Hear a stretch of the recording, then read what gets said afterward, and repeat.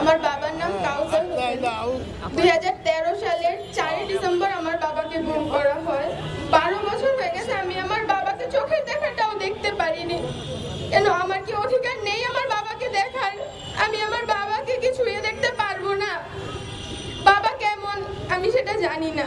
অন্যের বাবা দেখি তখন ভাবি বাবা হয়তো এমনই হয়, কিন্তু আমি কোনোদিন তো আমার বাবাকে দেখিনি।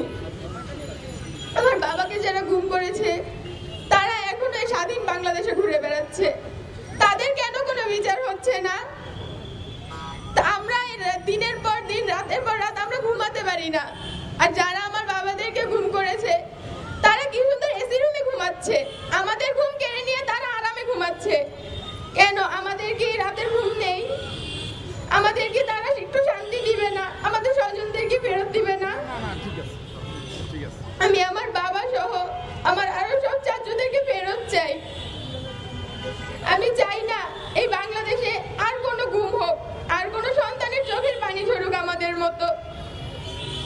আমি আমার বাবা সহ সকল চাচুদেরকে আমাদের কাছে ফেরত চাই।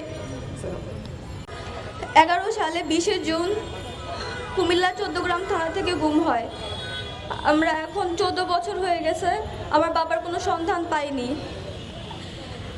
5 আগস্টের পর থেকে আমরা একটা আশায় ছিলাম যে আমরা আমাদের বাবার সন্ধান পাবো, কিন্তু 8 মাস হয়ে যাওয়ার পরেও আমাদেরকে কোনো সন্ধান দেয়নি, কোনো হদিস আমরা পাইনি।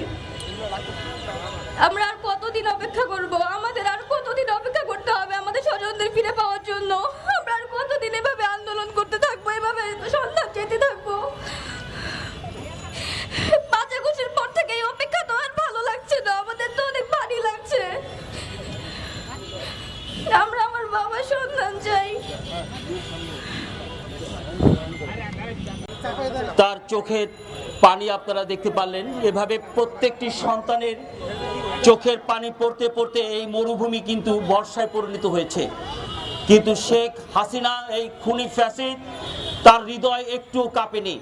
আজকে আমরা দেখতে পাচ্ছি আমাদের মাইকেল চাকমা, যিনি মায়ের ঘর এই আয়না ঘর থেকে ফেরত এসেছিল, আজকে সে আমাদের মাঝে এসে উপস্থিত হয়েছে। আমরা সবাই বলি আলহামদুলিল্লাহ। আমরা ইলিয়াস আলীকে এভাবে আমরা আমাদের পাশে দেখতে চাই, আমরা চৌধুরী আলমকে এভাবে আমরা আমাদের পাশে দেখতে চাই। আজকে এই গুম পরিবারের সকলকে আমরা এভাবে পাশে দেখতে চাই। আমরা এভাবে রাস্তায় আমরা কান্না করতে চাই না, আমরা আত্মনাদ করতে চাই না, আমরা চিৎকার করতে চাই না।